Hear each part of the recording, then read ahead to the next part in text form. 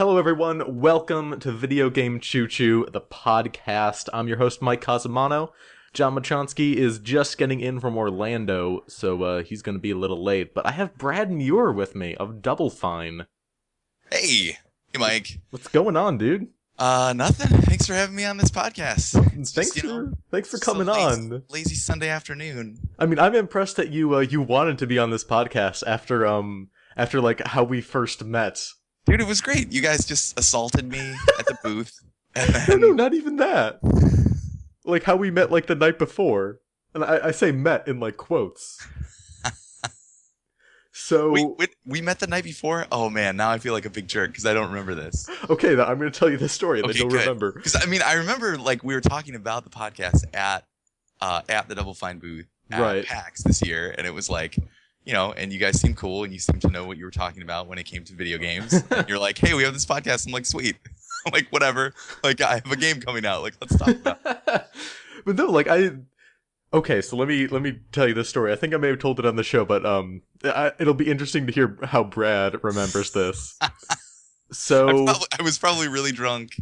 Oh man, I'm really embarrassed by this story. I'm pre-embarrassed for this story, actually. So I think it was Sunday night. I was doing some video stuff for Destructoid. I got done. I went to see how that meetup was going. And then I decided to go like wander around, see what the party scene was about. I went down to the Hard Rock because I knew there was some sort of harmonics Double Fine thing going on, and I ran to Patrick Klepek, ran to Eric Pope, both great people. And was this later in the evening? This was later in the evening. Okay, all right. This might explain a lot of things, but okay, keep going. And I have another story about Eric Pope later, but I'm going to wait for John for that one. So I talk with Patrick a little bit, and I'm like, I hand him $5. I'm like, here, you're great. Have a drink on me. And he's like, no, I can't accept this. My company pays for my drinks. Don't worry about it. So I'm like, all right. But now I've committed to getting rid of this $5. Really quickly, Les Moonves pays for Patrick Klepek's drinks. Isn't that great? Yeah, that's amazing. It's like every time next time I see them, you like buy like a CBS DVD, you are feeding Patrick Klepek's alcohol addiction. You're getting him drunk at an industry event. Exactly. That's amazing. That's how he gets those scoops. Oh God, now I remember this. Remember this. Yep. Yeah, you tell the story, though. You tell the story. So I'm like, okay, I got this $5. I'm going to go see who looks like they need a drink. So I go upstairs, and who do I see but one, Brad Muir. I'm like, okay, Brad looks like he could use a drink. I walk up to him and say, hey, Brad, have a drink on me. I take his shirt pocket. I stick the $5 in his shirt pocket. I pat his titty and then walk away. Yeah, so you said like that we met the night before. We didn't really meet, all right? Like you met my man boob and my shirt pocket, and I was just confused the whole time. That's what it was. But yeah, I remember that happened, and it was like I was actually like really. Oh man, my wife was there, and she was like really assisting me. Like so we were showing. Oh man, PAX. Like any trade show, it's just so brutal. Like as a game developer, like because you want to be in the booth, you want to be showing your game, you want to make sure that like people are having a good experience when they like come up and play the game. So it's like you want to be really present. Oh, and then there's like any kind of like press or like interviews or other things you have to do where it's like you just have to be like really on and like not fuck that up. Like you just need to do that really well, like to the best of your ability. So, but then there are all these like amazing like industry pals and like people there, and you just want to go hang out with them and get drunk till whatever AM, and those things are really, really not compatible. So like, yeah, my wife was there and she was like, okay, she's like, I'm gonna like make sure that you're not, that you're like not overdoing it because you got to get up early and get to the show and handle your shit. And I was like, yeah, you're totally right. So she was like really awesome and like making sure that I was like aware of the time and like, she's not like, she's not like a bully about it, but she's like, she's just helpful reminders, just being like, hey, you have to get up at 8 and you have that interview at 9 tomorrow morning before the show opens. And it's like, oh yeah. Like it's midnight. I should get the fuck out of here. So I was actually like just leaving. Like I was getting ready to leave, and then I have this $5. Like, oh man. So I actually kept it and I ended up buying a drink like a week later, and I was like, yeah, yeah, but it was awesome. Yeah, It's my delicious. favorite part of that story was like you were just like holding your shirt, you're like so confused, and your wife's like, "Thanks." Because I think you came up from the side or the Yeah, back. You were I definitely just like like not in my appeared. peripheral vision. I was like, what happened? Oh man. And then yeah, and I mean, yeah, and then the next day, like you guys were at the booth, and like I didn't even. You probably told me that it was you, Oh but yeah, I had to tell that was you. also that was. I mean, keep in mind that's Monday of PAX. There's no Yeah. reason for that show to be 4 days, and it was like the fourth day, and I was completely blown out. And yeah, so I'm sure that you told me that, but I totally forgot you. I'm sorry about that, No worries, we got a good podcast story out of it. but yeah, thanks for the $5 and thanks for the drink. It was awesome. I probably had what did I buy with that? It probably went into a portion of a really fancy cocktail in San Francisco. There's Yep, man, that sounds about right. cocktail culture is crazy here, man. It's like the prices just keep going up. I don't know what the upper limit is actually. Like they just keep going up. It's like probably like 11 or $12 for a cocktail if you want a cocktail here. See, It's that's just the insane. really good thing about being 19 is that you don't have to worry about that shit yet. Yeah, that's true. That's a good point. So like whenever I would go up to Canada, I'm like, oh god, this is very expensive. And then Oh man, also like wait, going back to where what you were saying about like trade shows, that's like I have a defensive mechanism in my body, I guess, because when I drink, I just get sleepy. yeah, that's probably pretty good. Probably want to hang on to that one. Yeah.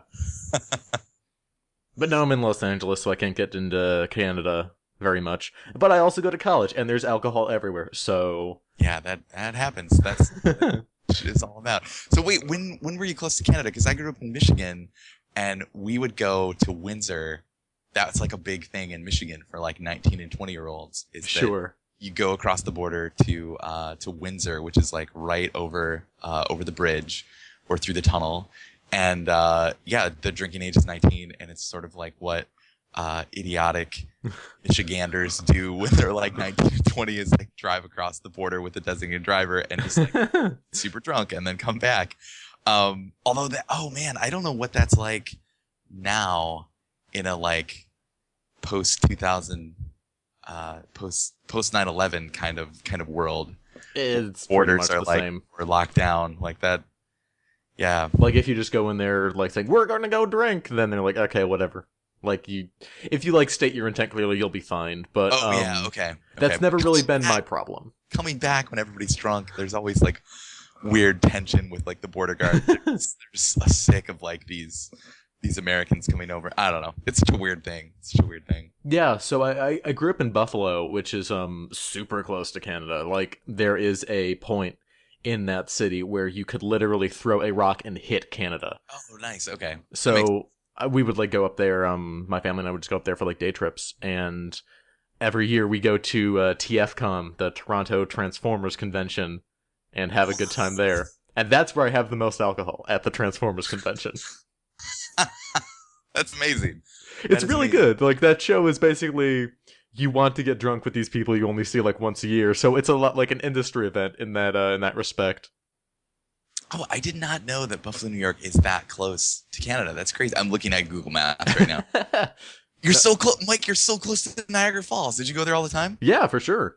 Oh man. And like the problem with Niagara Falls is one time I took my girlfriend and her visiting family there, and none of them had passports, so we couldn't go to like the good part of Niagara Falls. We had to go to the American part, which is so Ah, bad. yeah, yeah. You really wanted to go to the Canada side. Yeah. This is sweet. This is Canada tourism podcast. We got to get on this choo choo. We're going to Canada. I guess I don't know.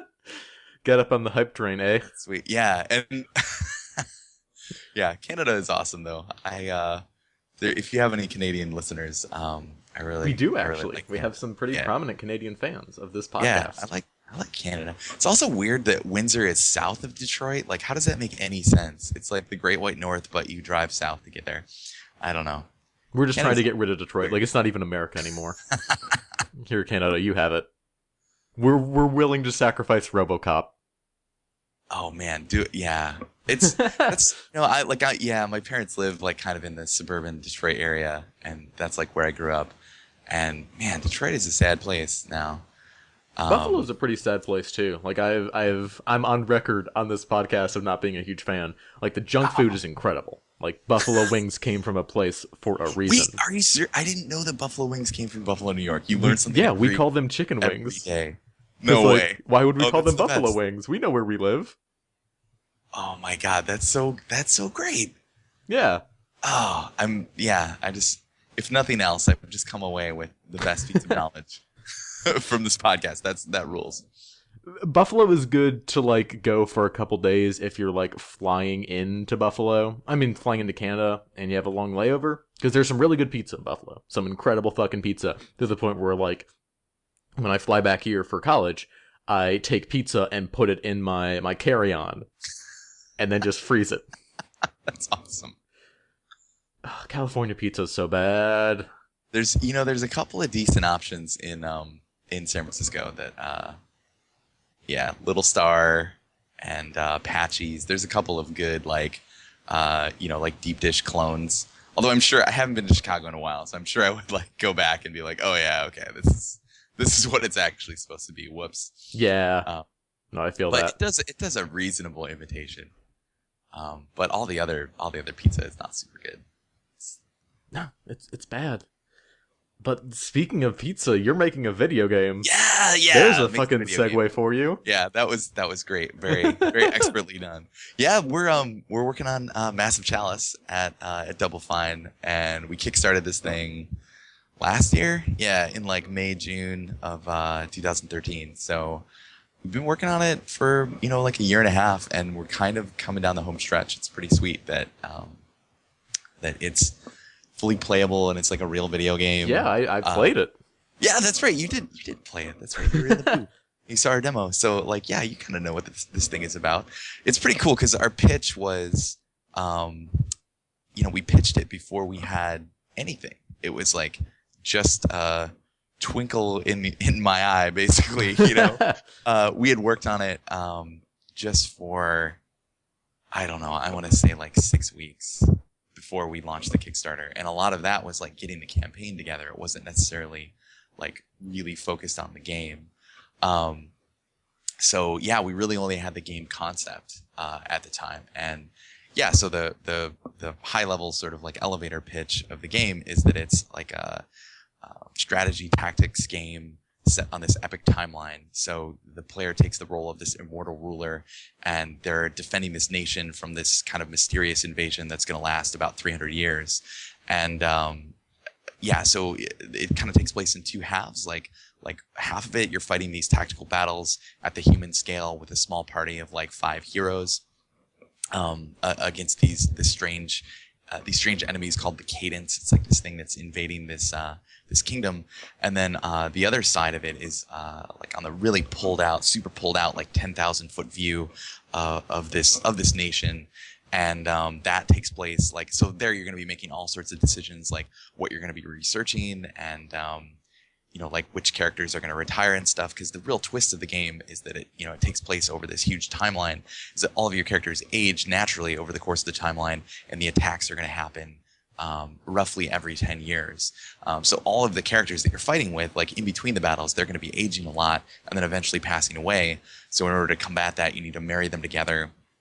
Like a select few of them you need to choose to marry together, and then over the course, while the timeline is running, over the course of the timeline, they'll have a chance of having kids, and then those kids will be trained and grow up to sort of like be your heroes in the next generation and kind of continue those bloodlines throughout the game.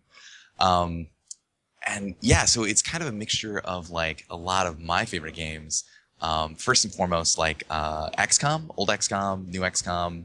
Yeah, you don't say. Not the bad XCOM. Yeah, and it's, you know what? It like, I'm not ashamed of it. I'm not ashamed of it. That game rules.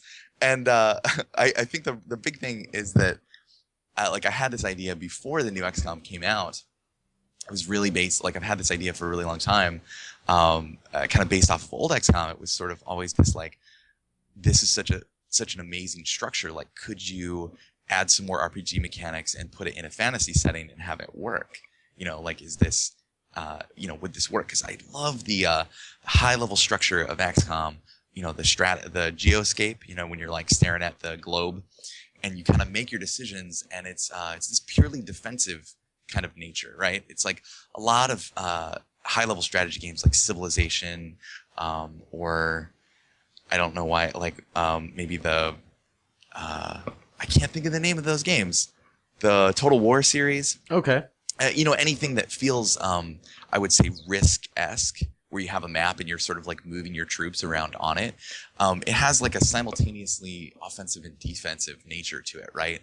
Like you're kind of moving things around and you control territories and but you can see the enemies and the enemies are moving around and all that stuff. But one of the things I loved about XCOM is that the enemies are like not on the map.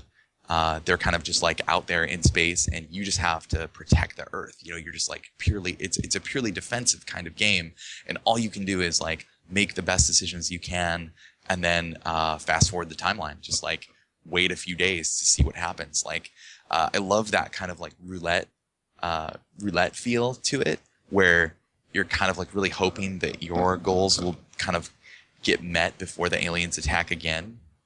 I think roulette is a really great way to describe that series. It really is. There's a lot of randomness in it, but the randomness I think is it's something that makes it really special as well. Is that the game can really throw you some nasty curveballs, and it's hard to recover.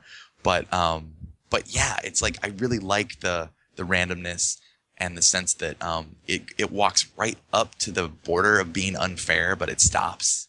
I mean, of course, like if you play it on the really, really high difficulties, I mean, the highest difficulty is called impossible. Yeah. So I don't think you have a lot of room to complain if you play a game on the quote unquote impossible difficulty, and then you feel like it's being unfair. Like I think you kind of set yourself up for that one.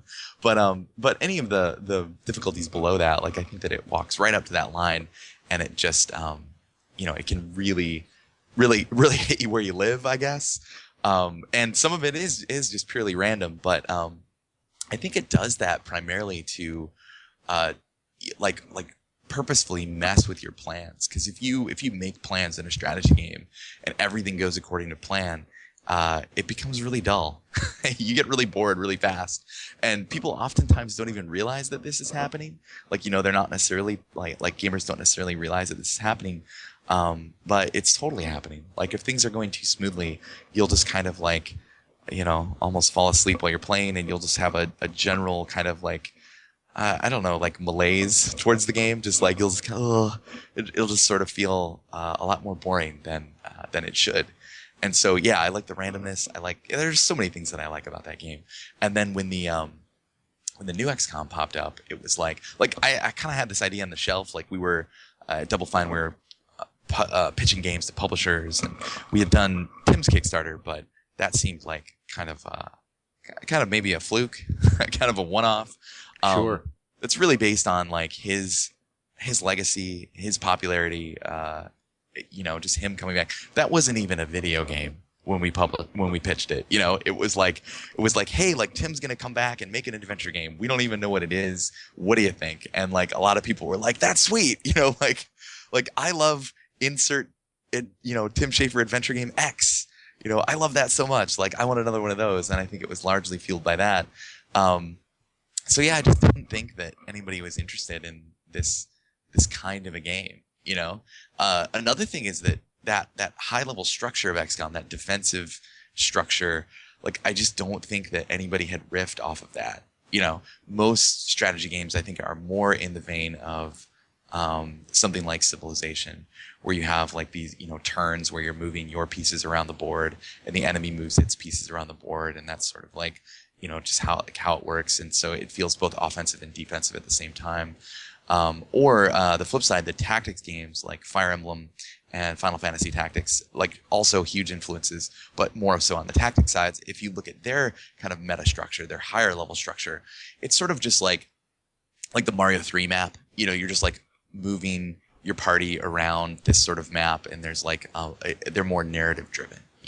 So another thing I liked about the high level XCOM structure is that you've got this very randomized kind of almost like roguelike nature of the structure as compared to something like Fire Emblem or Final Fantasy Tactics, like something that's like very very linear and very very narrative driven.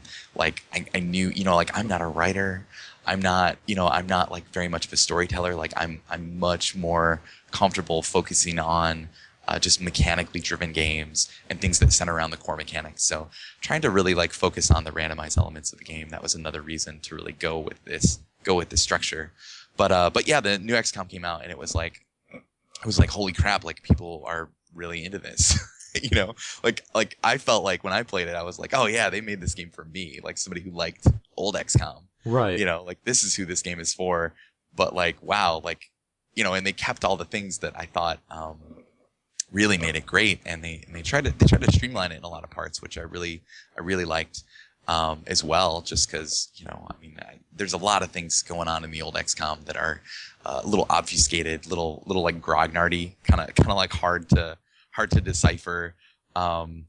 And yeah, that game is like pretty opaque for new players to try to jump into it.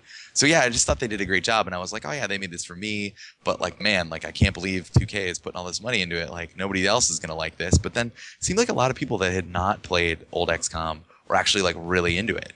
And talking to people that had never experienced the old one, and talking to them about what they liked about it, I liked that what they liked about it. I'm using the word like so much, but I really enjoyed that what they loved about the game was the fact that like things that I loved about the game. They loved the permadeath aspect. They loved the fact that they could like totally mess up and dead end their playthrough like several hours in, and they would like have to start over and try to do better. They were actually into those things because they're so different than like a lot of what modern game design kind of espouses. And I was like, oh well, crap! Like if people are into this, like I should take this idea off the shelf, like dust it off and see what we can do with it.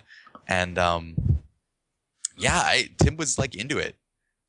He was into it, and he thought that we could like do another Kickstarter and be successful, and then we did. I don't know, like I was really skeptical about that, but he just had nothing but confidence that we could go back and make it happen, and it totally worked out. So yeah, I'm super happy. And to anybody who backed the game that's listening to this, like I just want to say thanks, because I don't know, really feels like another piece. It's just awesome to have that opportunity to like lead another project, work on another game, make something that I'm like really passionate about. It's been super great. It's been awesome so far, and like I hope that people are happy with the results. when we actually put it in people's hands, like I hope that they like it, and then it kind of meets the expectations that we set. Well, yeah, no, from what I played, that game seems really cool. Thanks. It's hard to like demo that game, I think, because Absolutely, seems like a game that's very much about mixing the larger game with the encounters.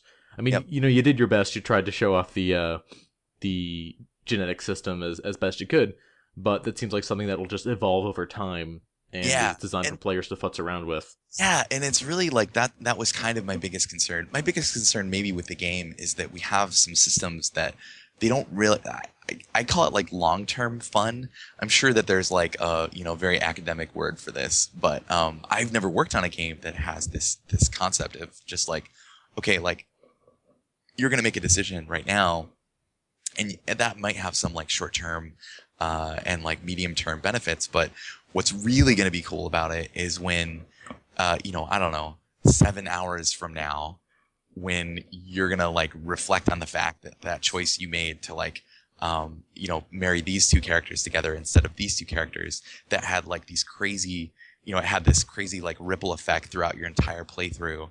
And now you're playing with like the great granddaughter of one of those characters from the beginning of the game. And, she's using her great grandfather's weapon. And there's just all these like super long-term things that kind of like emerge, and it's be like, oh yeah, and like, she's hardy just like her great granddad. Like that's so cool that, she has a lot of the same attributes, that he did. Like I think that's really cool. And I think that, it's just like a thing that you don't see in a lot of games. But you don't see that, unfortunately, until you play the game a decent amount, and I don't know, like, I mean, it's hopefully like that's cool and like people get into that and they really like that. But yeah, it is for sure a hard game to demo on a show floor. Like, you compare it. We were right across from the Bloodborne booth, Ooh, and like that game looks really cool. And it's like everybody's already played Dark Souls 1 and 2 and Demon Souls and stuff. And that game's like, very actiony and pretty fast paced, and you can just like really demo it. It's just like really has like a super tight demo. And our game was sort of like, we show a little bit of the tactics, a little bit of the strategy with like the marriages and stuff, and then we kind of cut you off because that's already been, that's already like 15 to 20 minutes, and we want to get people through. And yeah, it's kind of a rough game to demo, but I think it went pretty all right. I think it went as good as could be expected. For the type of game that it is, it's definitely not a shooter. Oh, the Evolve one, that was not far from us either, and they had sure. their like, their like giant monster statue. I think that I'm not sure about this, but I think that thing has been getting bigger over the trade shows, which would be kind of a stroke of like PR brilliance if you actually made that happen. But yeah, it was really, really big at PAX. That was a big ass monster. But that thing, it's like, it's a shooter, and it's really fast paced, and it's PvP. It's like really easy to show, and this is quite a bit more difficult. But yeah, I think it went okay. It was cool, and the response seemed really good from people. It also seems like a hard game to demo for people who are shitty at strategy games, as I was. Oh man, that part was really hard too. Is that we wanted it to be, like the game is kind of balanced right now to be difficult. We haven't put in the like harder difficulties, and then especially the easy difficulties. We really need to put in there so that people can play it. But in a strategy game, like you want there to be consequences. Like we want your choices to matter. So for the initiated, we didn't want them to come up to the booth and just have it be way too easy. Just have them be like, what the hell is this like baby strategy game? Like what is this? So we did like, we didn't really pull a lot of punches in the demo that we put together. And it was rough for some people, for some people that don't play a lot of like tactics games. They kind of got wrecked on the tactics side, and I felt bad. But we made sure that the demo did not end if you got wiped. It sort of opened with like a small tactical battle. We made sure that the demo did not end, and that you could actually see the strategy side with the marriages and all that stuff. And I'm glad we did that, because there were a couple of people that lost on tactics, and it was nice that they got to see the other side of the game and stuff. Yeah, like my favorite part of that demo was like I went there with my friend Miles, and like you were showing him all the tactics stuff, and it turns out he's incredible at that game. And I'm just like sitting next to you guys like, oh god, everyone's dead. That's right. And I remember that because I was kind of like talking to him and walking him through it, and I was kind of not really paying attention to what you were doing. And by the time I looked over, I was like, oh shit, this guy he's totally failing. Like it should have been the other way around. I should have been walking you through it. And yeah, like I said, that was the fourth full day of PAX. Awesome. I was pretty blown out for that. But like, what would you say the reception is in general? Like, do people seem up on it? Like they want to give that a shot? Yeah, I mean, I think it went really well. Like I was, there were a lot of backers that came through, and they seemed to be like really excited and satisfied with like the direction that we were going. And in that case too, like we've been doing this, we call it the team stream, and we do it like every 2 weeks, and we just kind of load up the game and play it on Twitch, and we've been doing it every 2 weeks since we closed the Kickstarter. And so the first one's like we didn't even have a game, so we just like showed concept art. We just showed like we've just been trying to show like the whole game dev process, just been like, hey, like this is like how we're making the video game. Like if you want to watch, cool, and you can give us your feedback. So I think for the people that are like really invested in paying attention, they know exactly what they're getting, like they know the exact state of the game. They know what's possible and what's not possible. And I'm really hoping that we've sort of set expectations with like what's possible with the amount of money we raised and what we're making and all this stuff. So that's been really cool to have backers show up and just be like, they just saw the game 2 weeks ago, and and now we're showing it at PAX, and it's cool that they get to play it. Like that's a new thing for them.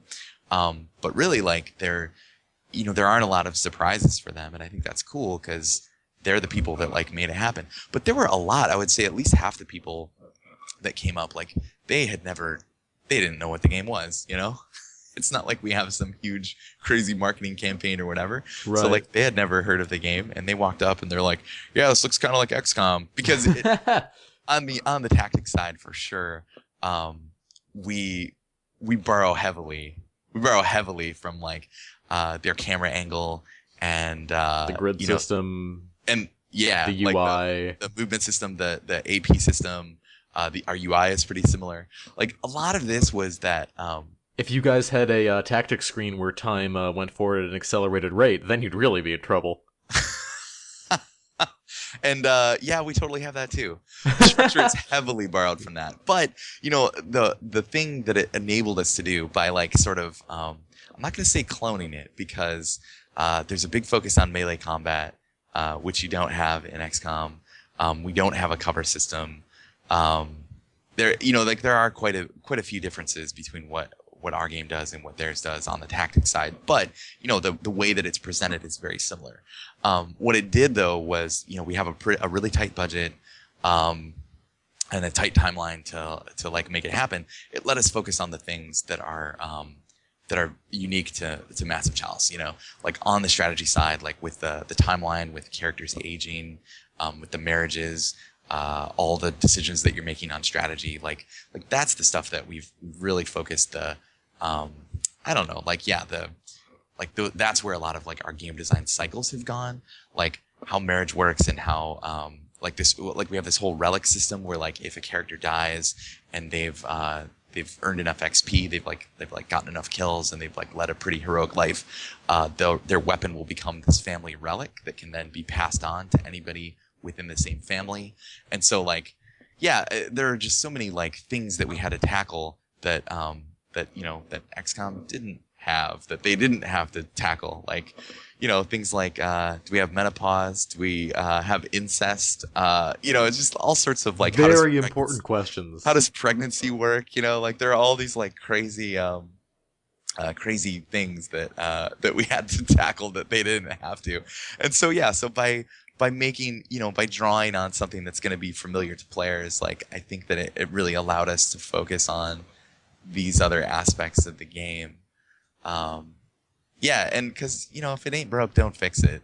Like, I don't think that we have to reinvent the wheel at every opportunity, you know? And I think that there's enough original stuff in the game that it should feel similar to XCOM, but hopefully that's just, like, gives you a leg up and, like, you know, lets the game feel familiar. And then, you know, we have all these, like, extra things that are layered on top of it. Cool. All right, well, Hopefully, we'll see. You know, we'll see what people say. We'll see how it's received. But yeah, we're gearing up. It's gonna be October 21st, just in a couple weeks. We're gonna be getting it out to like our backers, like the guys that backed at like $50 and up. That was one thing that we, you know, just having this like kind of beta period where we get it out to just the backers and we get their feedback. I'm really looking for like a lot of balancing feedback and bugs, and you know, like the game's not done, so anything that they can provide us, like, and there's a lot of bugs, you know, like I was just playing through this morning and writing up notes and writing up bugs and stuff, so it's gonna be a lot of problems with that build, but it's to be expected, and I think that it's in a done enough state that you can actually like have a real experience with it and play it pretty much all the way to the end at this point, although I don't think anyone has done that. Just because like the overall balance is not in a super great place right now. We've got some massaging of the numbers in order to really let you play the game for the full like 300 years of the timeline. It also takes a while too. I think it's about 9 to 10 hours to play through it is what we're estimating. So yeah, like we just need to find a 9 to 10 hour block of time to play through the entire game and have nothing go wrong, and that's pretty tough at this stage. So it'll get there though. It'll get there. Awesome. And do you have like any estimate for the full release? I mean, part of it we're trying to keep it open ended so that you know, sort of based on the reception from that subset of backers. I think it's about 10,000 people that are in that like $50 and up range. So based on like what they think about the game, like how done they think it is, how many bugs they're finding, how many oh, I'm also looking for like kind of like min-max strategies of just being like, okay, like this option sucks, like this one is so much better, here's why. Just people posing some like really great arguments, and then we can look at making some tweaks. Usually that'll involve like buffing the crappy option. You can always nerf the good option, but I think that just trying to buff the crappy option to make it more attractive is always going to be. Thank you so much. It's going to take you in a more fun direction, for sure. Almost every time, I think. I mean, sometimes things are so broken and overpowered that you really do need to like. Nerf a specific strategy or a specific ability to get it more in line with the rest of the game. And if it's a true outlier, I think that's the other thing. Sometimes it's like the entire game feels really balanced, but then this one thing is sort of sticking up.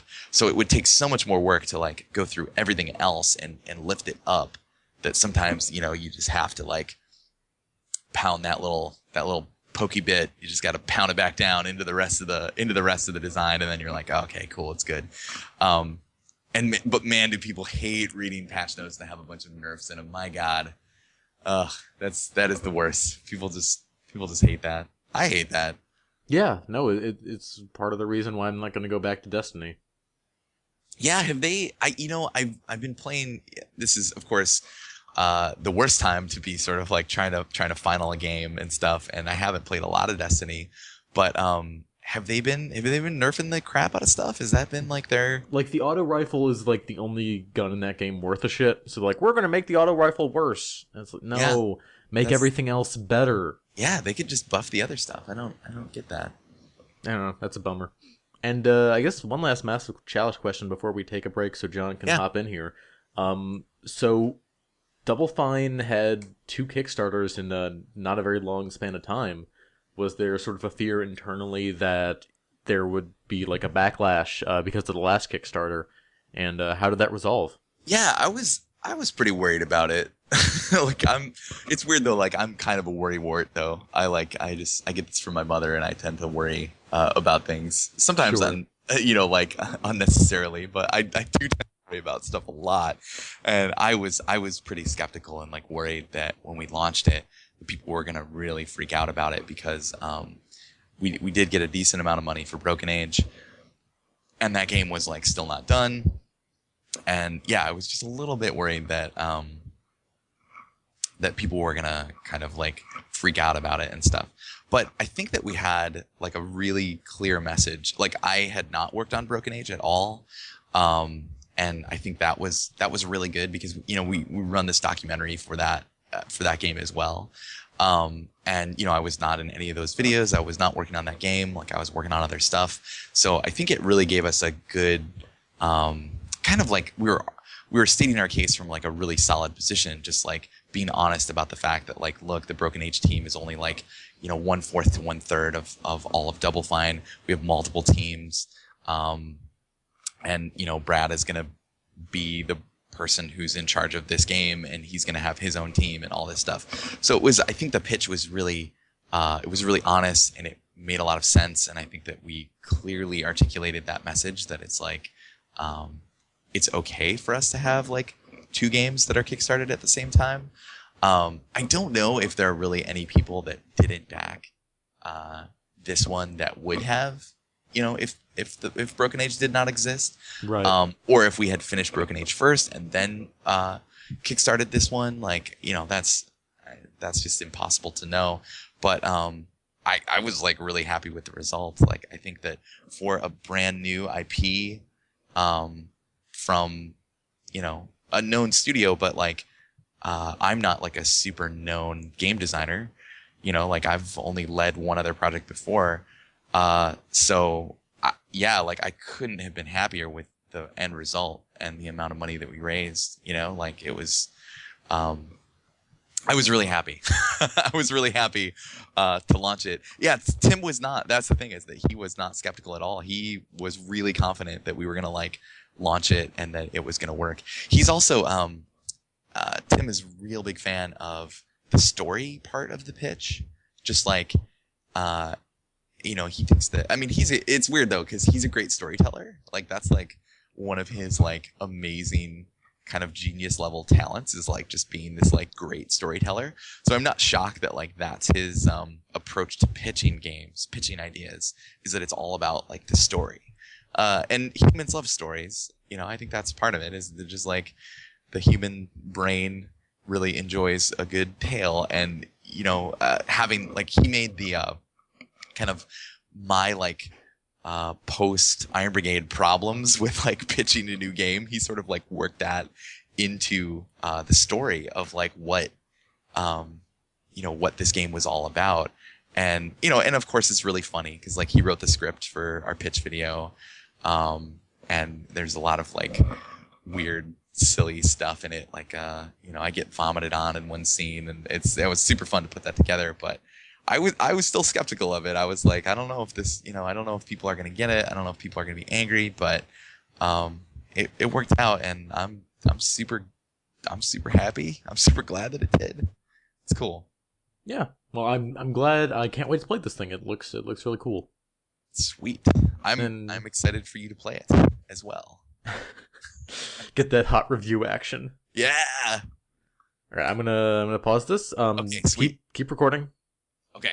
And then we're gonna bring John Machonsky in here. And we are back. John Machonsky is here with me. Yeah, I finally showed up. I'm here. John, where were you? Thanks for joining us, John. Yeah, John, thanks for coming on the show. No, I had a really long weekend. Nothing bad, but it was an event. It was really good. I'll go into details in a minute, but whatever you want to say first, Mike. Oh, finally, you let me say something on this podcast, John. Oh, this boy. Brad, what have you been playing other than Massive Chalice? A lot of Massive Chalice. We can talk about Dota, unless you have like a Dota moratorium on this podcast. Like, we don't usually talk about Dota, so go for it. Sweet. I hate it. I'm just warning you in advance. We have no idea what you're talking about. Oh, feel sweet. free to That's talk awesome. about Dota. That's way awesome. Well, I tend to one thing that's weird is that a lot of like Dota fans can't even talk about it at a high level anymore. They're like so entrenched in the game that if they even start talking about it for a minute, they immediately go into like minutia, and it completely like blows everybody's minds, and you're like, what? Like, what are you talking about? What is happening? But like, I actually like talking about the game at like a really high level, because it's actually just like a super fascinating video game to me. Because it started as like a mod, it started as like a Warcraft 3 mod, and I never played it when it was that thing. And then you had some dudes from that community like spin off and form Riot and make League of Legends, and then like that was like just starting to take off, I think, when Valve decided to like buy Ice Frog. It's so weird. Do you guys know anything about this? This is so weird. I know Ice Frog is a mysterious person. Yeah, he's a mysterious person who like was one of the lead developers for a while on Dota 2 or Dota 1, just making the mod, and like really helped. I think that he's credited with like making the game kind of like tournament worthy, like balancing the game at a very high level so that pros could play it and that you could actually have like a competitive scene for it. But he did not like originate it, I don't know. But anyway, he was the guy who was sort of like carrying the Dota torch at the time, and Valve like just hired that guy, and they're like, we're gonna make like the real version of this game. And it's hilarious that it's called Dota 2 because it's basically the same game. It's just shiny, it's just modern. So yeah, they like just it's just a clone. It's just like an update of that game. But with Valve. So the weirdest thing is that Valve had to like copy all of these Warcraft characters and then make sure that they were not like doing copyright infringement, just like straight copyright infringement.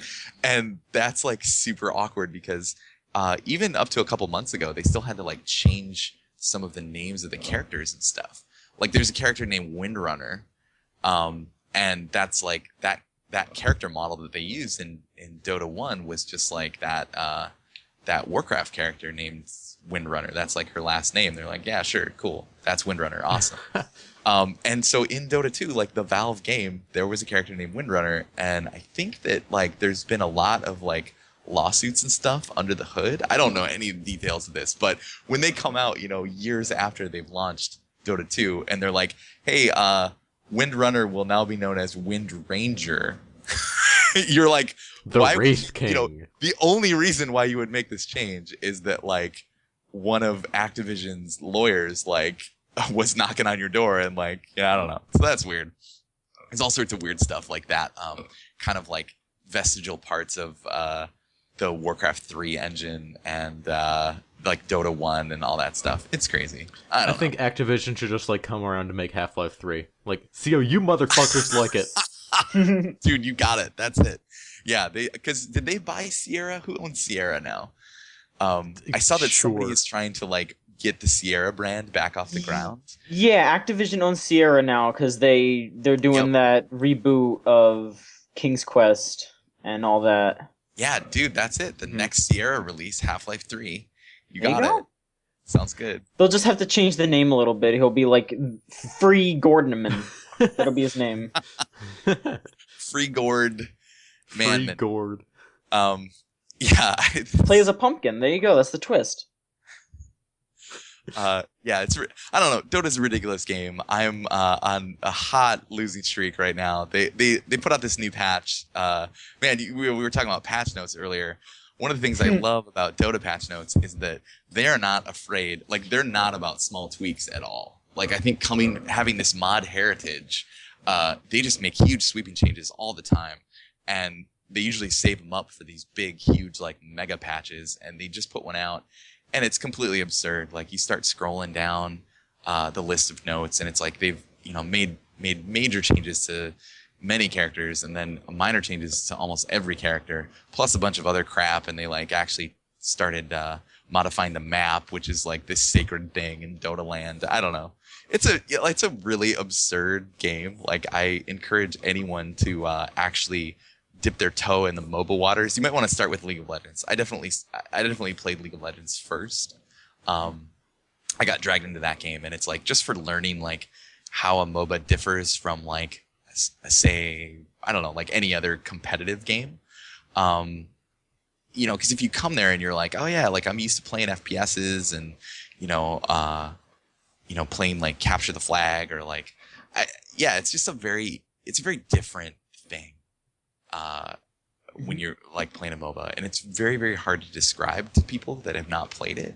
I just think that you need to, you owe it to yourself to actually like try it out, because, I don't know how many people play League of Legends, but I think it's in the like 100 million plus at this point, and those people can't be wrong. So I think it's worth it's worth everybody like checking it out and just sort of learning what the hell it's about, and then deciding for yourself whether or not it's for you. I don't know, man. If a company can afford to hire Imagine Dragons, they must be making the dough.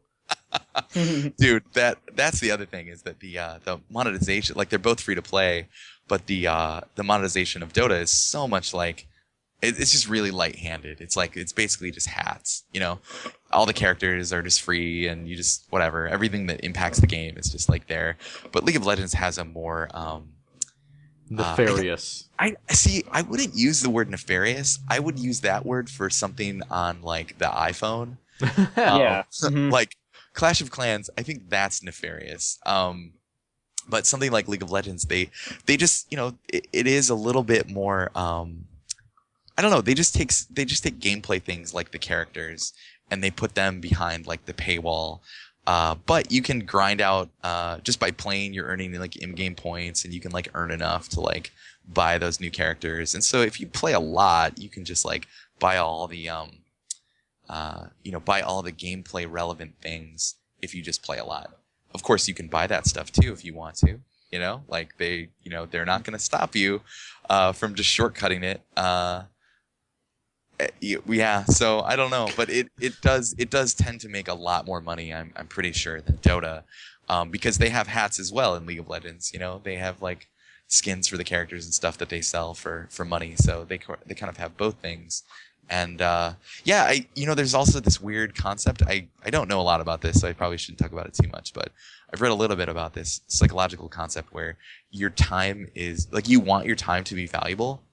So if you spend all of this time playing a free to play game, your brain sort of subconsciously wants you to like validate that use of your time.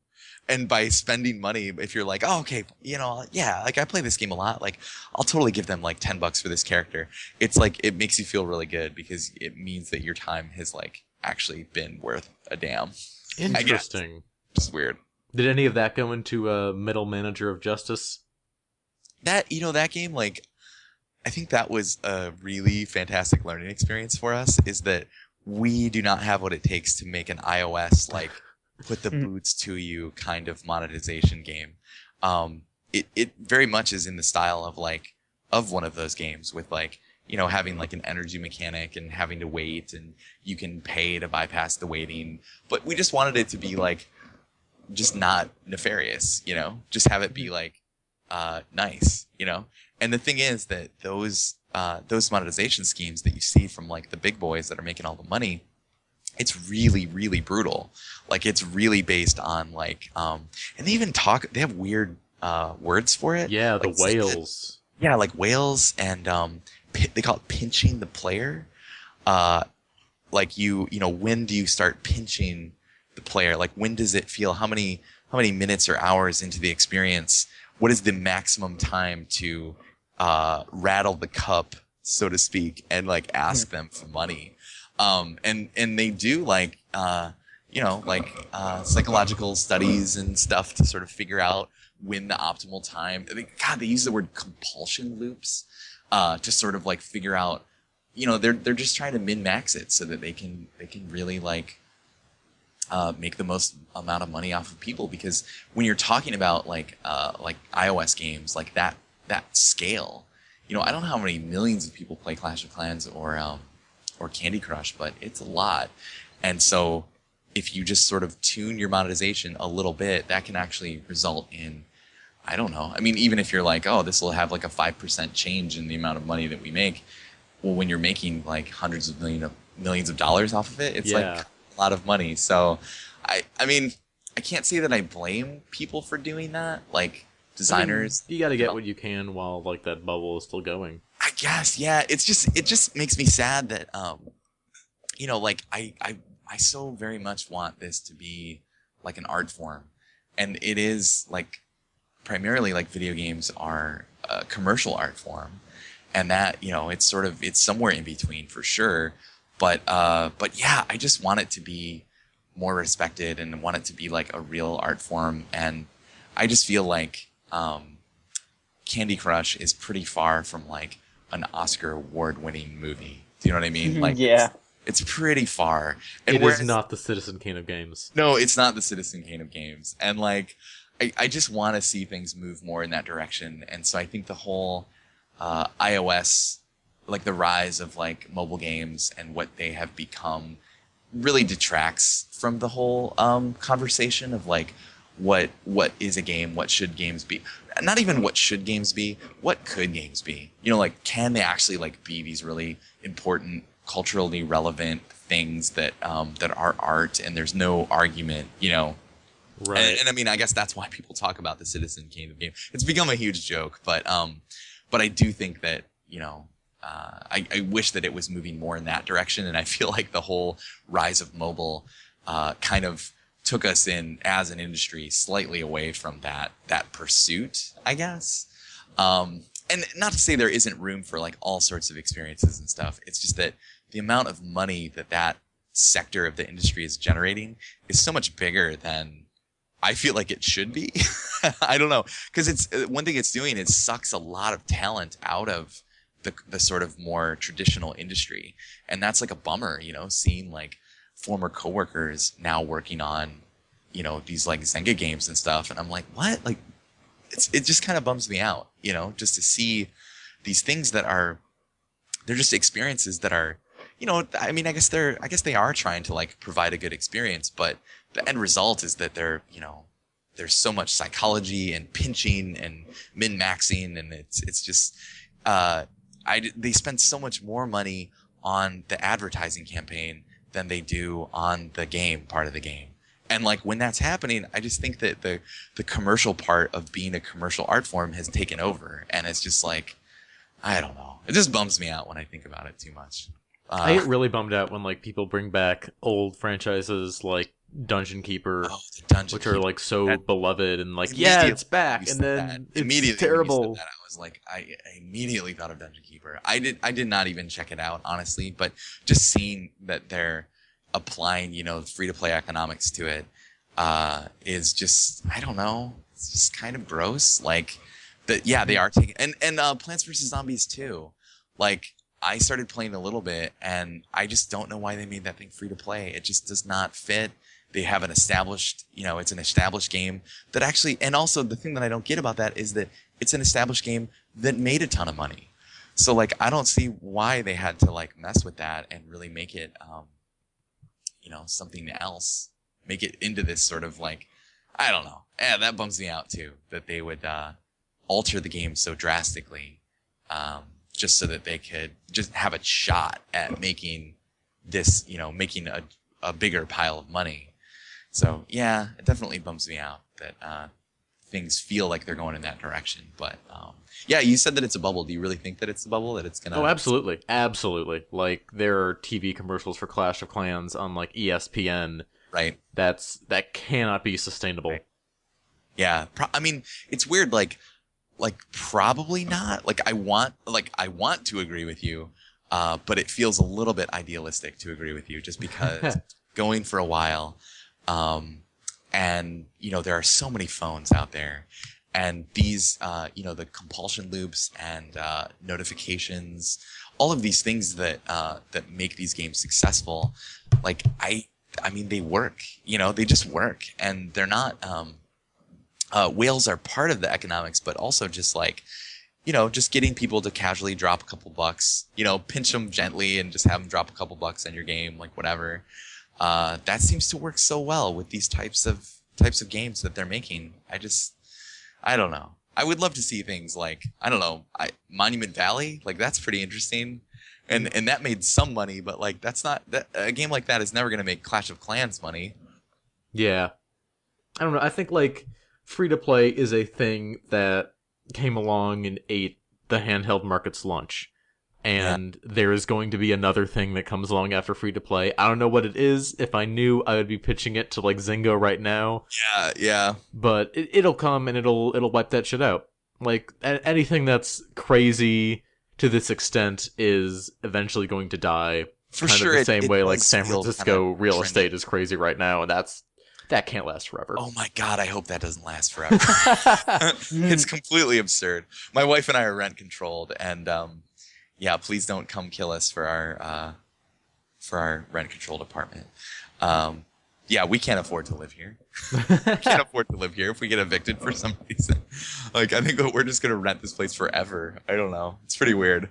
I just started looking into LA apartments a couple days ago, because I think around in May I'm gonna move out of dorms and like go out and find my own place. And even that, LA is relatively cheap compared to San Francisco. Yeah. And even that is a horrible pain in the ass, because like you think you find something not too expensive, and then it's apparently infested with rats, and the fucking the manager is a crazy person. Yeah, but So you it's need to find probably that balance between cheap and you're not going to die here. it's probably still gonna go over asking. Somebody will come in.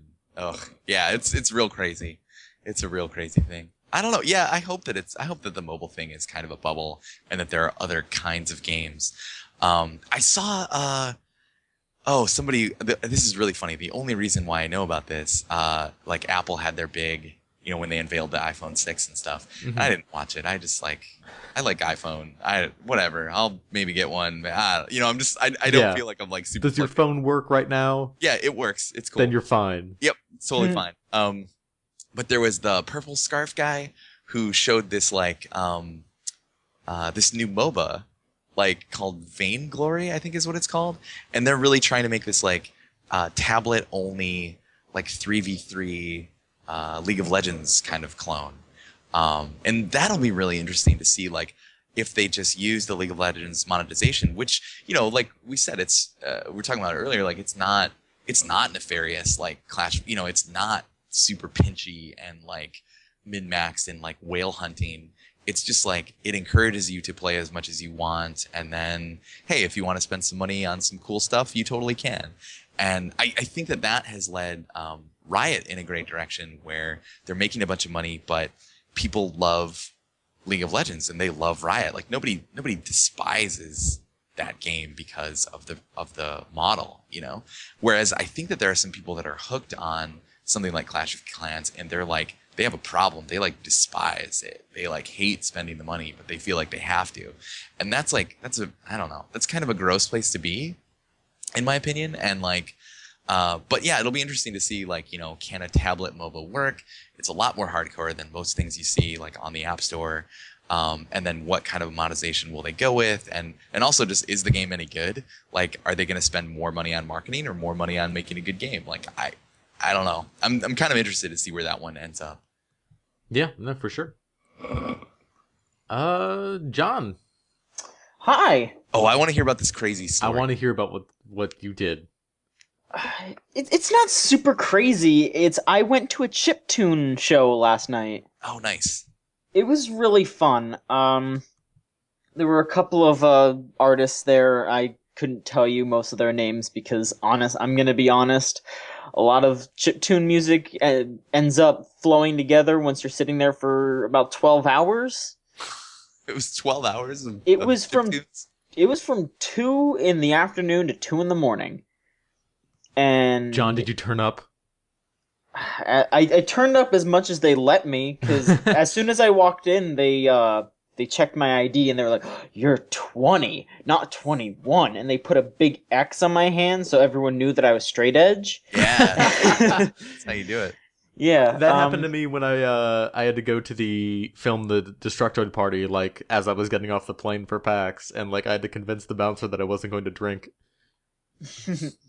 No, it was an all age show, so they let me in even though I'm a tiny baby boy. But no, the best part was I'm actually kind of friends with the band now because they're friends with my friends, so I hung out with them. The best show was a band called Melt Channel. They are a chiptune rock band. Obviously, people are gonna throw around the Anamanaguchi stuff, but no, they focus more on the rock aspect, with the chiptunes being more of a excuse me, more of just a backing beat, and like Anamanaguchi's kind of gone over to that over the years, but Melt Channel started out with that, and they're just really hammering it on. It was a really, really good show. I know that since I'm like cool with them now, me being like, "Oh, check them out," is slightly colluding, but I don't give a damn. Who cares? Like honestly, I wouldn't. Dude, talk this about... is chiptune gate, man. Yeah, Chiptune right now. People are gonna. Yeah, we're gonna get all kinds of angry letters. No, but I wouldn't recommend it if I didn't like it, honestly, and I really liked their show. They were super fun. So yeah, I highly recommend everyone who has any kind of interest in chiptune rock music to check out Melt Channel. Sweet. They're a bunch of really good guys. I like Anamanaguchi, but that's about the extent. What's the other? Yeah, I feel like, yeah. Chipzilla. Mm-hmm. I like them as well. I don't know a lot about chiptunes, but I like it. I will totally check that out. Yeah, no, there were a bunch of other dudes that were just playing straight up. Like, they would bring hacked Game Boys and plug them in and just basically let it run, and that was their set. Like, Melt Channel had drums and a guitar with their backing, but other dudes would just get up there, plug in their Game Boy, turn on, ba-ding, and then press like 2 buttons, and then just start hopping around all over the place. It was crazy. Yeah, and after the show, we went back to my friend's house, and then Melt Channel just showed up, and we just started telling stories back and forth, just dumb stories, and that was really fun. But the reason why I am late today, though, is because we stayed up until 4 in the morning talking and swapping stories. So, it was a You're good so time. young. You're so young, John. I'm so young. You're so young. I don't think I can physically stay up till 4 in the morning anymore. That's because you're that's old. I know my body can't do that. Like you'll get there one day. I'm One really day. looking forward to it. I was up till 3 in the morning last night, and then I got up and I was like, "Oh God, I fucked up." Oh man, yeah. Soon though, your body will really punish you if you do that. I'm It will excited. I really can't punish wait. you. Yeah, I Like, can't wait for like my physical, my future corpse to like tell me, "All right, cut this shit out." yeah. And Future corpse. yeah, it's so bad that you will learn your lesson and then you will go to bed at 11 p.m. like an old man and you'll be Like so you're excited supposed about to. it. You'll be very excited about it. I But the can't other wait. the other thing that I did a lot this weekend was what I'm certain most people just in general did was I played a shit ton of Smash Brothers. Mm. A Oh shit ton. man, okay, so Like, finally I talk about that duck hunt, dog. I love Smash Brothers, but I love Smash Brothers 64, which is Okay. probably a highly unpopular opinion because I feel like the series has been they really deviated from the formula I thought with just the very next one, the GameCube one. I Which one? wouldn't say they deviated, more just evolved past it Yeah. Yeah, because and I just think that they changed some things that bummed me out about the overall pace of the game, and it's sort of been that way ever since. But well, I'm like, I downloaded the new one. I'm really gonna give it a shot because a bunch of alright, people at Double Fine are gonna play it like at lunch, and I think that good. having like a 3DS game to play like local multiplayer on is awesome. So I'm like actually super stoked to play this one. Yeah, my thing was I blew through all the unlocks in one day. I unlocked everyone within 24 hours, no sweat. I mean, it's a lot easier to unlock characters this time around because in the old days it was, oh, you have to play like 1,000 versus mode matches to get everyone, or you have to run through classic mode like 20 times. Yeah, But yeah, in this one, it's just, oh, it's 120 versus matches, which that's not that bad if you really think about it. You yeah. I blow guess you that's blow not that through bad. 100 you blow through 100 versus matches in a real fast time, or you can play through classic maybe 12 times to unlock everything. And there's 50 something characters in this game, so you'll get through that very easily. Classic is much shorter than it used to be. Okay. Um, yeah, I'm probably gonna be all inside baseball-y with Smash Bros. Without even realizing it, because that's just how engrossed I am in that. I've been playing it for years. It's crazy. How is the Um, so my I think the craziest thing that I know about that thing is that the last version, was it the Wii version? I don't know. yeah, This Project M, is that what it's called? yeah. Uh where like people sort of felt like Nintendo kind of messed up the balancing and they're like, okay, this is like our kind of It's hacked balance patch that's like it's more less the definitive. balance. See, the thing is that the competitive Smash Brothers scene has always latched onto the to Melee, the GameCube one, Hmm. because Melee is accidentally the fastest fighting game in the world. Okay.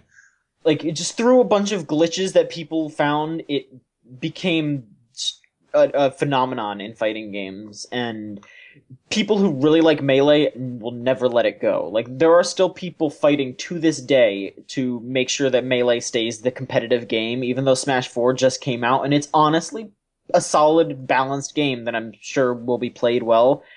Brawl, Sure. on the other hand, was like, the thing is that when Masahiro Sakurai made Brawl, he explicitly thought, I don't want to make this a competitive game. I'm going to work extremely hard to make sure that nobody will play this game competitively because I just don't want people to play it that way. Sure.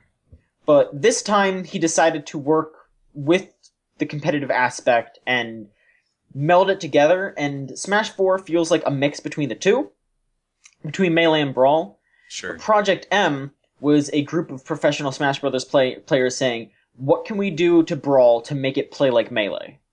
And Okay, that's okay. what it is. Like, the M stands for Melee. That is so crazy to me. That's awesome. But it's that also like as a game designer, I can't even imagine taking the stance of I do not want this one sector to play the game. That is a completely absurd idea to me. Like, I want everybody to play the game. Why would you want someone to not play a game in a specific way? Like, it's especially when it's not hurting anybody. Like, that's the thing that's crazy. It's very strange. Sakurai is. I don't want to completely bash the dude because obviously he's made some of my favorite games, but he has a very strange idea of what he wants out of his fans. Like, for example, when Brawl came out, it had the Subspace Emissary single player, which was you play through some side-scrolling stages, and then you'd have cutscenes that you'd watch of all the Nintendo characters interacting. Mm. And it was pretty neat just to see, the Link's walking through a forest, and then Yoshi wakes up, and because they're in the same place, they have to team up and fight enemies. Sure. And that was pretty funny. But Sakurai didn't like it that people uploaded the cutscenes from Subspace, so he made sure that there was no cutscenes in Smash 4. He was like, oh, no, I'm not going to do story mode in this game now because I don't want people to upload it to YouTube. Whoa. Mm-hmm. That's amazing to me. That's like... That sounds kind of crazy. It is pretty weird. Like, but the thing is instead of doing the story mode, he decided to just commission a bunch of different animators to make trailers for all the new characters. Okay. Like, you can watch on YouTube, there's a really neat Little Mac trailer where he's, like, training with the sandbag, and there's a trailer with Palutena where she comes in and she's animated like how she is in Kid Icarus Uprising, and it's really neat what they did with the trailers, but it's still a little disappointing that there's not going to be a story mode where I can see, like, Mario fighting the Duck Hunt dog or whatever. Mm-hmm. Yeah, but, how's the reception been overall? Like, I've played it literally for 10 minutes. Like, well, and I was read like, my review right now on videogamechoochoo.com. Right. Check that out. That hot chooch.biz review. I'll be all over Yowza. that. But yeah, like I was like, oh cool, Little Mac is in this game. I like this game. I'm down. Like, this is awesome. Little Mac's he seems to be one of the stronger competitors because his thing is that he is extremely strong on the ground, like nearly unstoppable. But if you get him in the air, none of his air attacks do any damage because, of course, he has to be on the ground. He's a boxer, and sure, yeah, it's really neat how they balance things out like that. And each character has their own little quirks and character traits, but it still feels balanced. I do. One thing I find weird about the series, I mean, I guess it's like of course, there's going to be like a cultural gap, because it's an Eastern game and stuff. Mm-hmm. But like, the pantheon of Nintendo characters, I always find their selections weird. Some of their fringe selections of characters to be in this game. I'm like, they put like multiple Fire Emblem characters in there, and they all kind of seem the same to me. I'm like, what? Yeah, Fire Emblem's way more popular in Japan than over here, sure. But the characters that they chose this time make a lot more sense because, I mean, Marth is the big main Fire Emblem character, mm-hmm. And then Ike was in because when Brawl came out, the newest Fire Emblem game that came out in the States starred Ike, and they just kind of brought him back because they felt like it. They barely cut any characters from Brawl. There was just a couple that they decided to cut for some reasons, but Robin and Lucina were because of Awakening. Fire Emblem Awakening was huge over here and in Japan, so it makes perfect sense to me and to, I guess, Nintendo that they brought 2 new Fire Emblem characters. And honestly, Robin doesn't feel like any other Fire Emblem character. Lucina is a clone of Marth, like straight up, but Robin is very different and very interesting. I actually really like playing as Robin. Cool. Yeah, that's just like, just me seeing it on the select screen and being like, yeah. Why are there 4? It's like, yeah. I mean, because there are a lot of series where it's like, they don't have 4 characters from this series, like why are there 4 Fire Emblem characters? Like, that's kind of crazy. Yeah, a lot of people complain about there being too many Mario characters. Like, I'm trying to think here. There's like, I want to say like 8 Mario characters, maybe 7 in this game. Mm-hmm. Because they brought back Dr. Mario from Melee. And he's just a straight clone of Mario. Like, they have 3 clones in this game, just straight, like, almost rips of the other characters. They got Dr. Mario, Lucina, and Dark Pit. He's Okay. just Pit from Kid Icarus, and he's got very slight differences that you wouldn't really notice unless you're playing it really hardcore. But it's interesting because I honestly like playing as Dark Pit more than I like playing as Pit. So if you play enough of the game, if you really learn it, there will be enough differences that you're not angry about the clones. But to the average Joe, just seeing, oh, they could have worked on another character instead of just churning out 3 clones, I kind of understand, but at the same time, eh. Yeah, and also like Yeah, I feel there's like I'm already like a 50 little too old for characters in there. Pokemon. I don't know who these Pokemon are. Yeah, there's a lot of Pokemon in that game. These other Pokemons. I was like, Pikachu, of course. Yeah. Charizard, like I can get down with a Charizard, but Yeah. who are these other two guys? Just again, like me just looking at the Yeah. at the select screen, I'm like, who are these characters? Like, are these really really popular Pokemon that I should know? I feel like I know a lot of Pokemon, even like not being like a Yeah. huge fan. Like I know some Pokemon. Huh. You could put a Squirtle in there. I would know that. They did have Squirtle in Brawl because what they did before was in Brawl it was instead of just Charizard it was a Pokemon trainer and his ability was he was able to switch between Squirtle, Ivysaur, and Charizard. Hmm. But they had to take that out because the 3DS couldn't handle transformations and stuff. Like that's why Sheik and Zelda are separate characters because they used to be able to transform into each other, but now they're separate.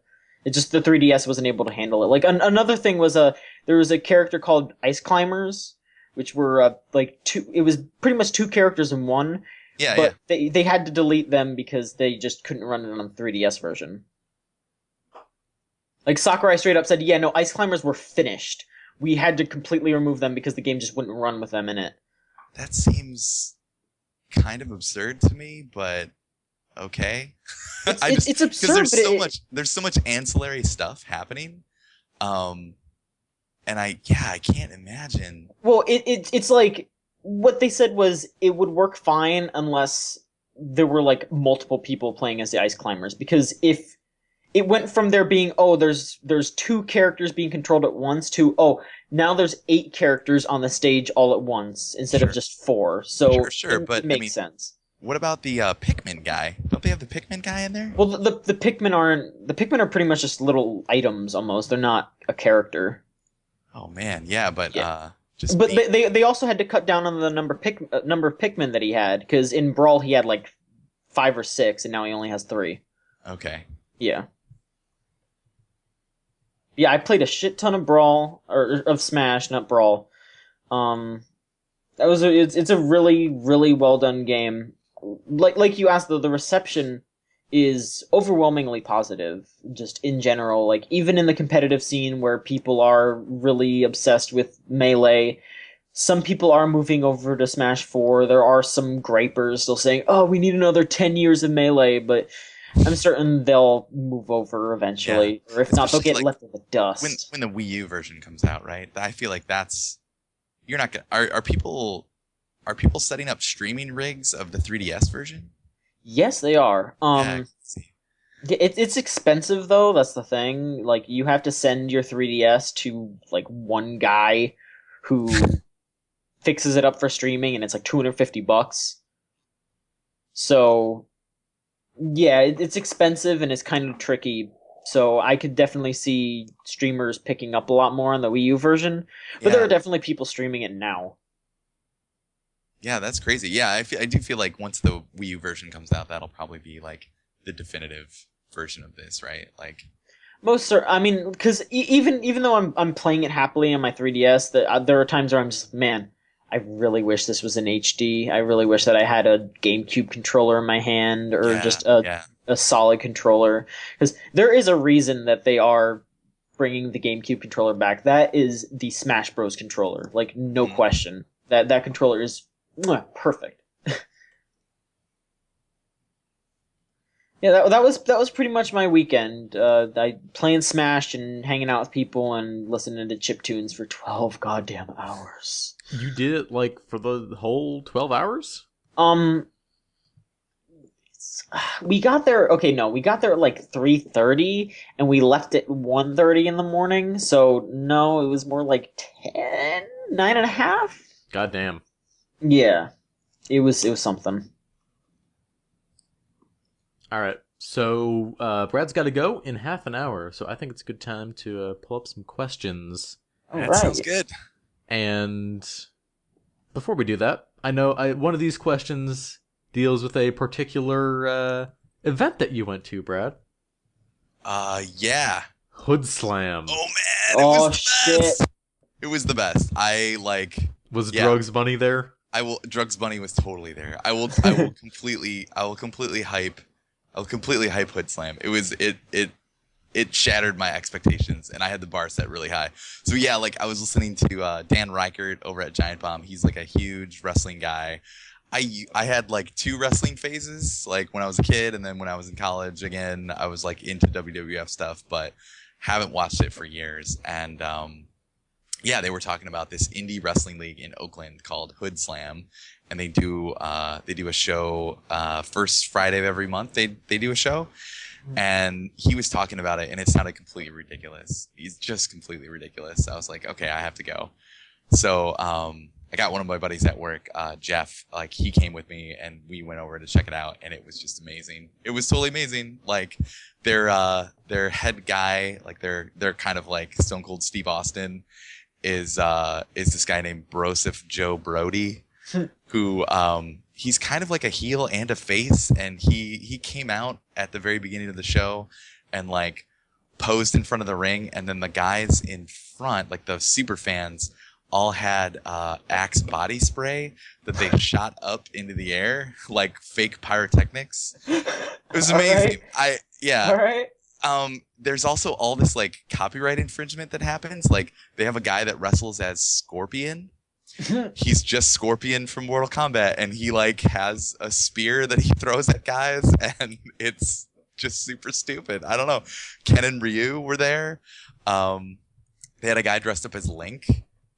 I don't know, man. It's super weird. Like that there's all these like video game references and stuff, and they just put on a really good show. You know, it was just like a super kind of like dumb pro wrestling thing with lots of actual legit wrestling as well. Lots of weird characters and like just super silly stuff happening. And yeah, it was a blast. We had a total blast there. I think we're going to go back. That sounds fucking awesome. It's awesome. Yeah. And Drugs Bunny. Yeah. They have a character named Drugs Bunny who, he's from the 1920s, I guess. And so it's a dude. He's like this super tall, skinny dude, and he wears like no shirt, like kind of zoot suit pants with suspenders, and then he's got like a cottontail pinned to the back of his pants.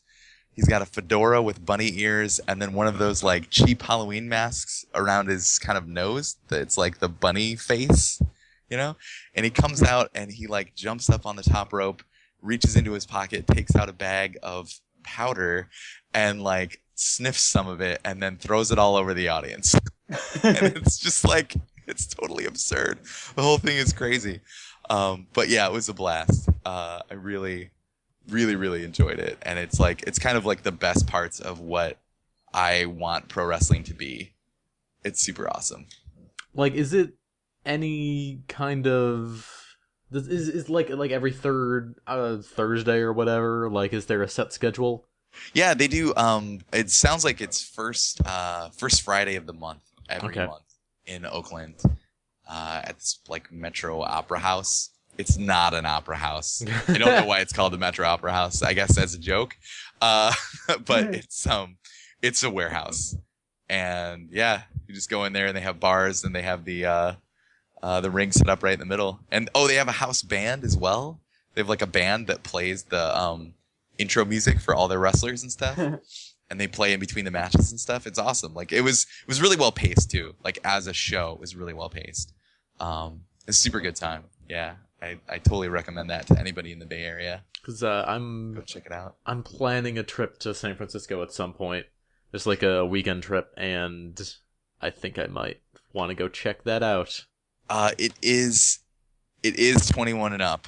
God damn it. It is 21 and up, so you babies will have to wait a little bit. I'm sorry. Small children. I'll find a way to I wish you small children. You're not babies. You're so young, though. You have so many things to look forward to. That's true. Yeah, I'll be dead soon, so. We have so many disappointments ahead of us. That is also true. Taxes. All right, we got some questions here. Okay. Tumblr user Stop the All Stars, aka Miles Cox, my friend that was at the booth with me. Oh, cool. He asked Brad, what was the inspiration for doing the age system in Massive Chalice? Oh, this one is gonna sound really cheesy. This is my like canned response because I've been asked this a couple times, but it's totally true. Swear to God. I got to go to Paris on business, and I'd never been to France or Paris before, and it was like kind of not on my like travel list, but it was amazing. It totally blew my mind. Like everybody should go check out Paris. It's pretty sweet. But I was hanging out there, and our hotel, my wife and I were staying there, and our hotel was really close to the Notre Dame, the like big, super badass, gigantic cathedral that's there, and it's like amazing. It's like we would wake up and like leave our hotel, and then we're just staring at this like gigantic cathedral that's like older than anything in the U.S. and you're just like, this is crazy. And like on our kind of like tour of it, just like, well, really just like walking through it, I guess. You don't really go on a tour of it, but walking through it, they have a lot of information about the church and how it's built and stuff. And it was like, it took them like a really long time to build the church. Like a really long time. And I was just like, it just blew me away that like the guy that drew up the plans for it, like he knew that he was not going to be alive, you know, when he like started it. He was not going to be alive to see it get finished. And I think that that's like pretty incredible that a human, like humans are pretty bad at thinking long term in general. So just that anybody could be like, yeah, we're going to make this awesome monument to our religion, and it's going to be amazing, and it's going to inspire people, and I will never see it, but you know, like I believe it's worth doing, and people will finish it after I'm gone. And like it kind of made me really think about like just like legacies and super long time periods, and how weird everything is in relation to just your own life and like how long your life is. Plus I don't know. I was engaged when I started this thing. So, you know, thinking about getting married and like having kids and like what are you going to leave behind? It's pretty heavy. It's kind of dark, you know? Oh, and that mixed with like my parents getting older. Like my parents are definitely like, you know, crawling up into that senior area. And yeah, I just spend a lot of time kind of struggling with it and thinking about having them pass away, and like what that means for me, and like what that means for I don't know, my life, and you know, am I gonna have kids, and like what am I gonna leave behind and stuff like that. So yeah, I think it was just all of that mixed together. But I would say that's the more like thematic inspiration for it. But the more mechanical inspiration for it is just playing any tactics game really, but especially the ones like Final Fantasy Tactics and XCOM that have permadeath. Oh, and Fire Emblem as well, that have permadeath in them. I think a lot of people, like when they lose one of their characters, if they're not playing on Iron Man, they like will reload because they don't want to play without that character. And I think that it's very problematic for the structure of Fire Emblem, because those are story characters. If you lose a story character, like you feel like you're kind of missing out on content. So for sure, I feel like almost everybody that plays Fire Emblem, they reload when they don't suffer that. They like reload and replay the battle. But in the games like FFT and XCOM, you know, you can lose a character and like keep playing. You know, you're not really missing out on anything. Yeah. And I think that the game actually becomes more interesting if you lose a character and then you are forced to kind of improvise. You know, feels a little bit more roguelike to me, where you have to think on your feet and play the game in a different way. Again, also, like we were talking way earlier in the podcast about how like if everything goes according to plan, the game becomes boring. So, you know, take XCOM, for instance, like you have your 6 characters and you have your exact makeup of, you know, say it's like 2 support guys, 2 snipers, an assault guy, and a heavy guy, and like that's what you have, and they're all max level, and like that's your squad.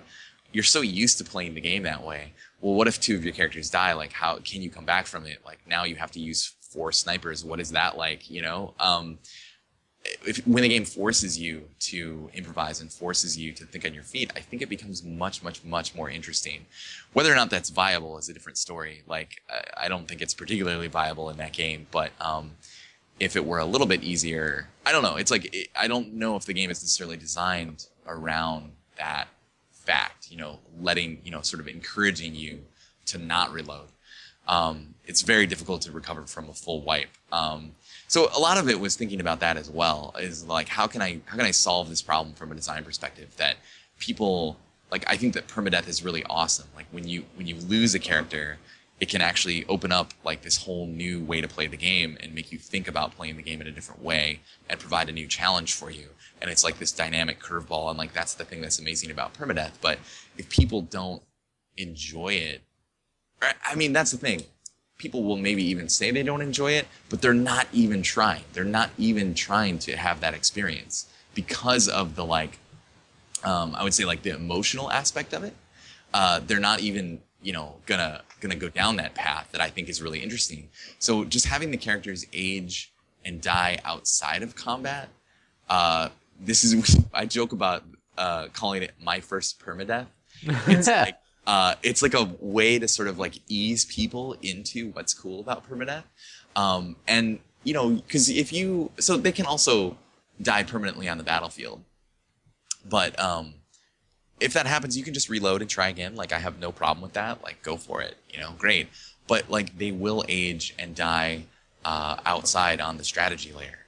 And so what this is hopefully going to do is, when they do pass away, the next time a battle pops up, you're going to have a different party go in and fight, and that will happen several times.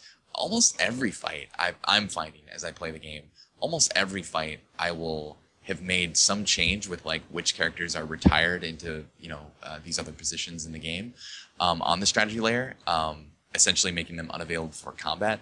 Either I've put one into, like, we have this thing called the Sage Rights Guild that you can build, and then you can retire a character into the Sage Rights Guild, and that takes them out of combat, but it speeds up your research based on their stats. And so we have one like that. We have a thing called the Crucible, where you can put a character in there, and they will train all of your trainees, which are characters that are under 15, so that you can make sure that you're having, like, higher level guys as you get through the game. And then, of course, there's the retiring them into a keep, which is like marrying characters together, and like, that's how you actually produce kids. So we have that kind of siphoning characters off from your active roster, and then just like the timeline will just also kill them as well. So I found almost every battle as I'm going through is I don't get to use those characters that I'm attached to, like all 5 of them in every fight. Like at least one of those positions is getting swapped out in almost every battle, and it's making you think about the game in a different way. Like, what is it like to take, four alchemists of the 5 characters, like, or all 5 alchemists, because that's all you have, and you just kind of have to, like, improvise and deal with it. I think it's really interesting. Like, I think it's a really great, it's just a great way of getting people juggling your party, having the game throw you a curveball, juggle your party, and play the game in a different way, and take on challenges that you maybe probably wouldn't do if left to your own devices. And I think that's the thing, is that the human brain, it's like the path of least resistance, like, your brain is really good at picking out the path of least resistance. Like, that's why and gamers, I think, are especially good at this, just like finding what min-maxing the best strategy, and then only doing that. Even when they replay a game, rather than exploring some of the other design space, if they believe that they've found the path of least resistance, the pull towards that is so strong that you might not even go off that path. And like that, and then again, the game gets stale, it gets boring, and you're kind of doing it to yourself in a game that has a lot of options. But if you think that one of them is, truly the best, it will probably pull you towards it. So yeah, we try to do whatever we can to kind of like take you out of your comfort zone with your party, and this timeline and the aging characters is a great way to do that. That was a really long answer. No, it was super insightful. I love stuff like that. Okay, cool. Thanks. And our final question comes from Tumblr user Fluffle Stuff. Says, "Hi, Brad." Smiley face. Hey. What are your Yeah. post-Chalice plans? Any DLC or expansion ideas? Oh yeah. I mean, we definitely have. We have some ideas that we would do for an expansion. It's really like, um, I really like traditional PC expansion packs. And I was so stoked that the XCOM guys did one that was just like, uh, it was not like an expansion pack that you would beat the game and then, oh, it's another leg of the campaign. It was like, yo, we're adding stuff across every axis of the game, you know, content and mechanics, and you're basically going to replay the same game that you've already played, but it's got all this new shit in it. Look how awesome it is. I really love that approach to expansions. So like new enemies, new gear, new research options, a new class, a fourth class of heroes. What else would we do? New maps. Just, you know, expanding the game off of every axis, I think is the way to go. And then just bundling it as this huge kind of like expansion thing would be awesome. Like you know, it really depends on like how well the game is received, how well it sells. Unfortunately, I hate that that's like an aspect of it. But again, we talked about, you know, the commercial art form. Like everybody, you know, we got to keep the lights on and stuff. So we can't just like keep working on it if it does not do well. But if it does sell well, yeah.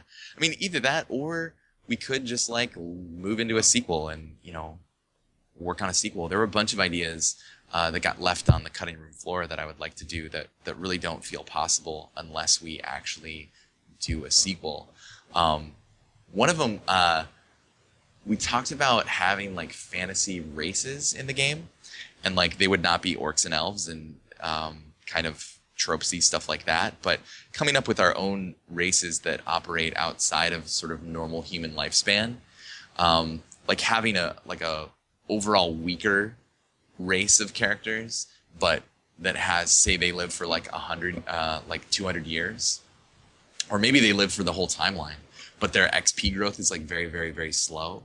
So you can be sort of trying to nurture these characters and keep them alive throughout the whole timeline while the humans are like having to do the generational thing. I think that could be very interesting. And what I'm trying to think of other things off the top of my head that would like fit inside of a sequel better. I don't really know. I'd have to go back to my notes and stuff. Another thing that I love is that a lot of the things that we would want to do in a sequel, I don't know what they are because they're going to come from the community. People are going to play the game and have suggestions that are better than what I would come up with. And so these suggestions are going to be amazing and really like help us springboard and have ideas for what a sequel could be like. So yeah, I don't know. I mean, the other thing though, like Double Fine, we don't really do a lot of sequels. We do have Costume Quest 2 like about to drop, which is cool.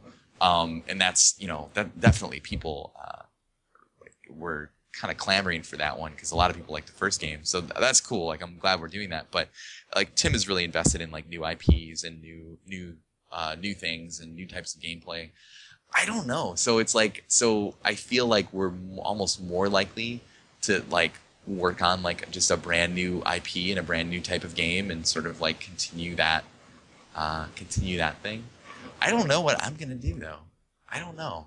If you have suggestions, you can like tweet them at me or email me.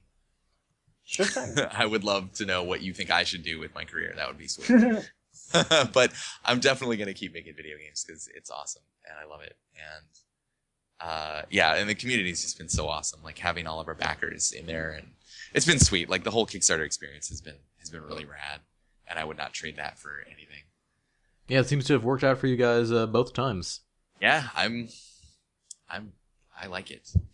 I like it. Like I hope that we could keep doing that. Either that or like we make so much money with Massive Chalice, we don't even have to go to Kickstarter. We can just like do our own thing and fully fund it and then surprise people. That's another thing that Tim is really into that I really like is that he just likes like surprising people. Like I think the whole second Kickstarter thing was like a big surprise for people. Mm-hmm.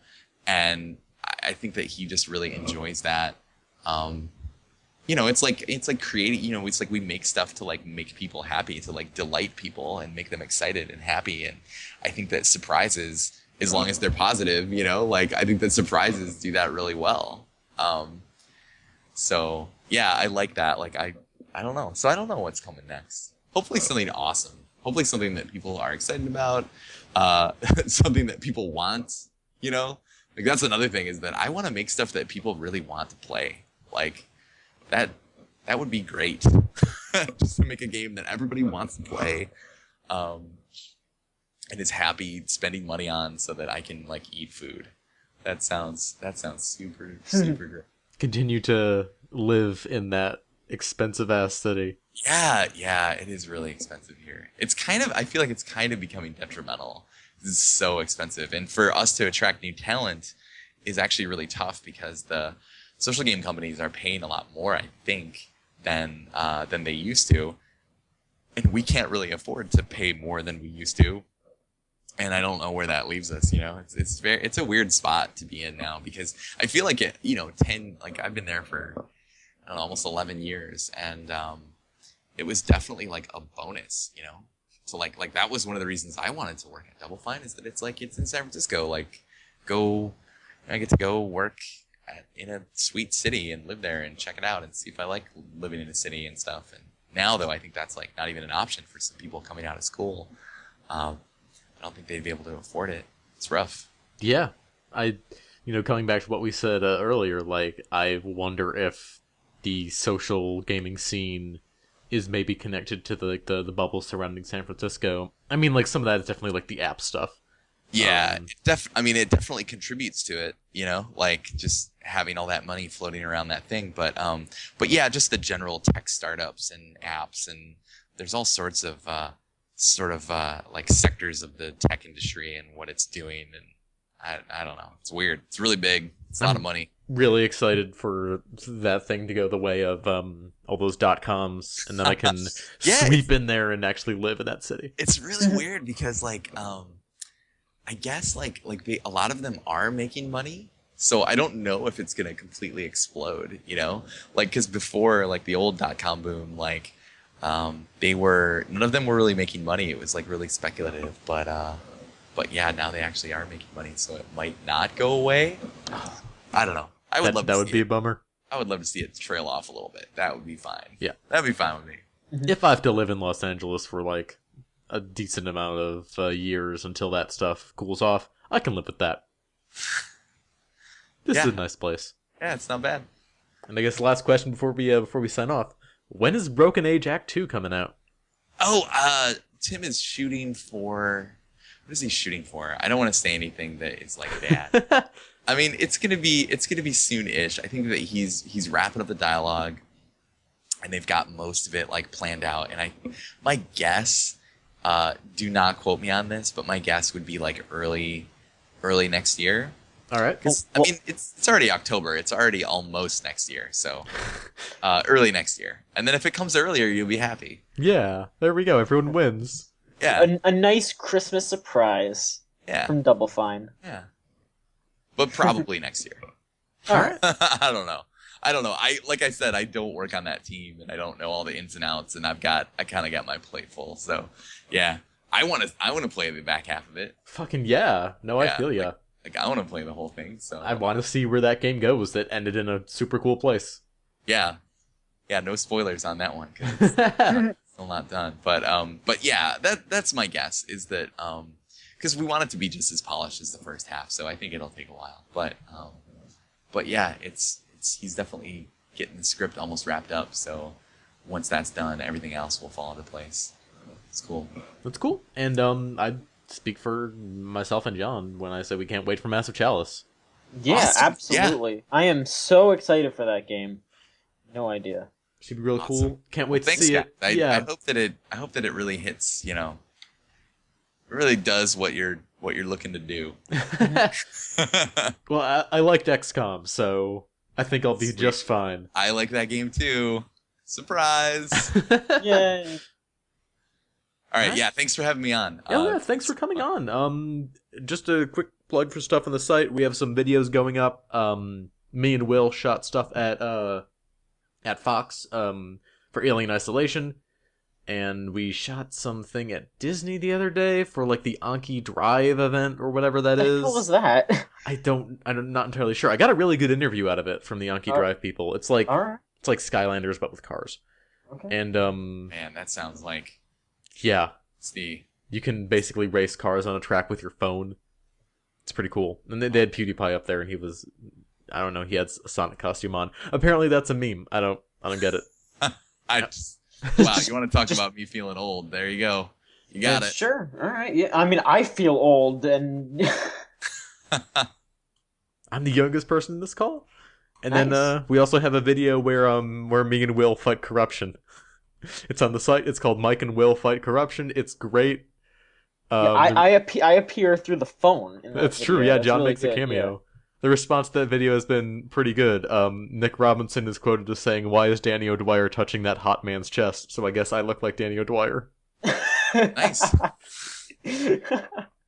And yeah, Brad Muir, where can people find you? Anything you Oh, want to plug besides your fucking game? You can so massivechalice.com. Come check out the video game. We also stream it twitch.tv/doublefine.